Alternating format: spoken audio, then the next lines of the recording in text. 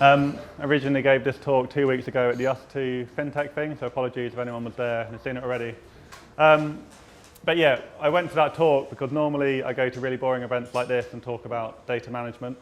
And it was a chance for me to exercise some demons, have some open therapy, and talk about the last 12 months, which have been a bit of a roller coaster and have taught me a lot, so I wanted to kind of treat it like a psychiatrist chair. So 56 weeks ago, I joined Bold Rocket. If anyone's not seen it, that's the largest 3D printed object in Europe. It's just down the road, the other side of the Hoxton Hotel. And Bold Rocket are an innovation lab within Capco, which is a massive financial management consultancy. No longer there for reasons that I will go into at a high level. But yeah, came from an agency world and was in the basement of this big company to come up with new financial products and services, to build new banks essentially. This was something that was codenamed Ava. This was a new bank for a UK-based VC firm that will never see the light of day. Looks kind of familiar to some things that you'll see now, but we built this stuff, it worked, and we put it in the user's hands and we tested it. And it's kind of nice to show it to people. That's why I'm here. We were doing the same thing at the same time for TD Bank in the US, one of the big US retail banks. We were doing a project codenamed Blink. We were building a new bank. It was a big new digital bank. There was a relatively small team of us. We were having fun with Instagram. We were having no documentation, no PowerPoint. You know, kind of bringing the client on a journey and building stuff in a really cool way, but with big budgets and for big audiences. For me, I studied illustration at uni, so I got to indulge my creative side. I got to make sketchbooks rather than PowerPoints. This was a book that I think I showed James a while ago, which kind of told the story of the project, because it was more than a product. It was lots of kind of cultural memes and funny in-jokes that we had, and I wanted to deliver this bank in a way that was fun and kind of reflected the energy. And then this was the creative for, again, Ava, the bank in the UK. We had this amazing idea of launching a fake bank as some kind of weird smokescreen for the real bank. So this was Mentior, which is Latin for lie, apparently. And you know, went so far as thinking about outdoor advertising. It was good fun. And for about 2 months, it was the best job in the universe. This is a group of us, Stanley's at the back of the room, and we were traveling the world. We were building 2 new banks legitimately. You know, my dad's the builder. He couldn't believe it. He was like, what, bricks? And I was like, no, like prepaid cards, but it's a new bank. You know, my mum was happy. I was looking handsome. But yeah, it was really, really cool. But then it kind of all went a bit wrong. If you've walked past Bold Rocket recently, you've noticed that they've rubbed the name off the window.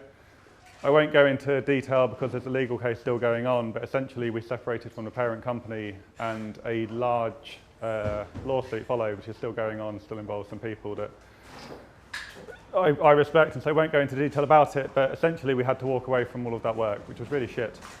We relocated, so the people from the basement, a group of engineers, designers, and people like me, kind of ex-agency mongrels, went to WeWork in Moorgate and then lastly in Old Street, and we got about kind of going back to the drawing board, building new stuff. This was a weird virtual pet that lived or died based on how you were spending your money. Not the best idea. But I had all these kind of amazing ideas that never saw the light of day until today. So this was Squad. So we were building products for ourselves. We were a team of 50, and we thought, well, what if we all knew how much money one another was spending on the company card?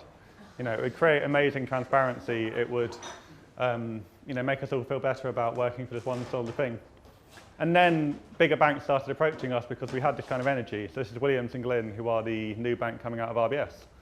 And we were working directly with the COO, and he said, make us more like you, make us more like a startup, make us draw on the windows in our headquarters in Manchester. And in my head, I was thinking, shit, you know, away from all that legal stuff, we've got something here. We can actually do something cool with all the stuff we've learned. And at the same time, I was thinking, shit, I'm watching everyone launch stuff, and I've not launched anything. I've never in my career worked on anything that didn't launch, and it'd been like 9 months. It was rubbish watching like the Mondos of this world and other products kind of out there launching, going to the launch events. It's always bittersweet thinking, you know, we were doing that and we had to walk away from it. So kind of had this weird crisis where I was on the way back from the Williams & Glyn final meeting, really kind of proud of that work, but thinking I need to get away from the legal case because I want to be able to come to things like this and talk about work that we're doing. I want to launch stuff that will end up in a user's hand. So yeah, kind of thought, what do I do next? And spoke to various people about various options and wound up at the most evil sounding company in the world called Senakron, where there's a relatively small team of us that formed the Innovation Lab, and it was really interesting to listen to Charlotte's talk because what we're trying to do is foster this kind of energy of creativity within a 5,000 person financial management consultancy. So it's like back to the bold rocket thing. And I was really clear from day one that if we're going to do that, we're not going to repeat the same mistakes. We're going to be open by default. This is our website, weareslabs.com. Unless there's a really, really strong reason we can't talk about it publicly, it's going on the blog. I don't care if there's some hint of commercial kind of sellability, it's out there. There's no new ideas, it's just people that deliver them. Everything goes on. And it's starting to work, and this was from the Usty thing, but when Adaptive Lab tweeted this worksheet that I'd put out to kind of cut through all of the crap about bots, it was a really lovely moment because it was people that we really respected, competitors, talking about our stuff. And we were reviewing other people's products, and Mondo, we're all massive fanboys, picked it up, and suddenly people started to realize who Senakron were. And it was a nice feeling, and we got back to building stuff. We weren't just talking about it. This is a really nice moment where Stanley and Greg, who's our blockchain guy in the US, finally got something called Habit Hacker working. You can spend money and it will encourage or discourage financial behavior based on what you're doing. So we were building stuff, but more importantly, I can be here talking to you about it. So I just wanted to wrap up with a few lessons that I've learned. Firstly, FinTech's a really great kind of, lots of good stories about funding and things launching, but the other side of it is pretty shit, and I don't think many people talk about that. So, celebrate the highs, but acknowledge that some people have a rough ride when it doesn't go so well. And because of this, I've really learned the power of having people around me that I really know and trust. So it's Ben, who works for Adaptive Lab, Johnny and Stanley are at the back of the room. But these guys have been with me for the last 12 months, and they can tell me when it's going well, and they can tell me when I'm being a dickhead. And that's really important. I think in this kind of really quick moving scene, having people that you trust around you is better than ever. And lastly, just want to make this point, similar to you, don't ever make public statements about quitting PowerPoint, because then you get asked to do a talk like this and you look like a complete dickhead. And I quickly put this one in, change your outfit, because I wore the exact same thing 2 weeks ago, so I do have more clothes. And that's my talk, so thank you.